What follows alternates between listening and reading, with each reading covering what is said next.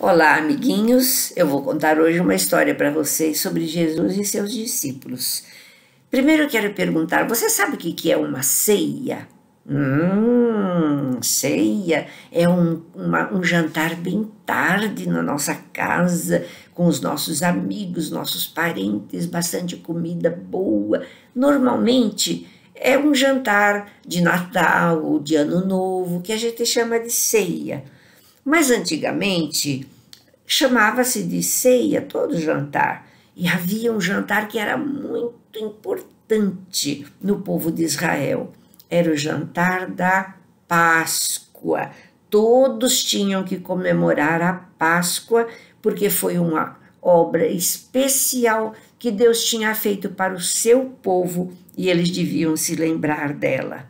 Então Jesus disse para os seus discípulos: olha, a gente não tem onde comemorar a Páscoa porque a gente não tem casa, mas vamos fazer o seguinte: vocês vão entrar na cidade e vão achar um homem que está carregando um botijão de água. Vocês vão atrás dele, vão seguindo. A casa que ele entrar, vocês entram também.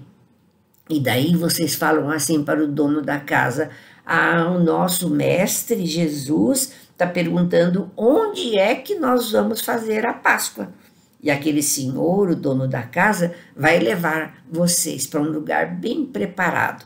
E foi isso que aconteceu, exatamente. Eles foram, encontraram o homem, seguiram o homem, acharam aquele cômodo e tudo estava preparado. Então eles prepararam a comida, fizeram umas coisas gostosas para lembrar daquele dia que eles tinham saído do Egito. E na hora do jantar, Jesus falou assim para eles. Jesus pegou o pão, partiu o pão e disse, depois de orar, primeiro ele pegou o pão, orou, daí ele abriu, partiu o pão, era um pão grande, deu para os discípulos e falou assim: esse pão aqui é o meu corpo que eu estou dando para vocês. Vocês acham que aquele pão era o corpo? Não, era para lembrar de Jesus.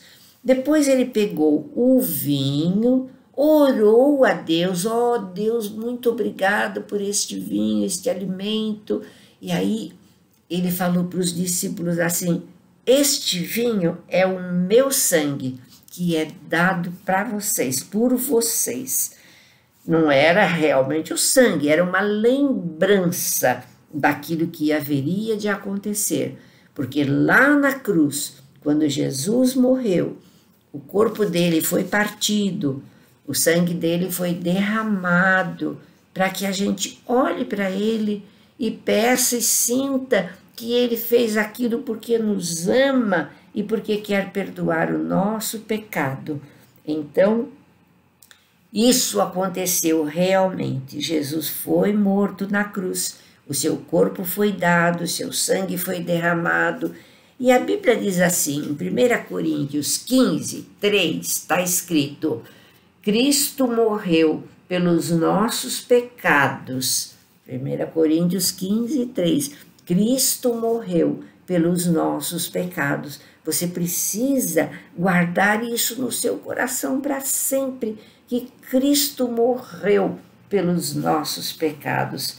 Agora você sabe, na igreja, às vezes em alguns cultos tem a ceia. Você fala: mas ceia? Como assim ceia? Só um pouquinho, um pedacinho de pão, um copinho assim de vinho.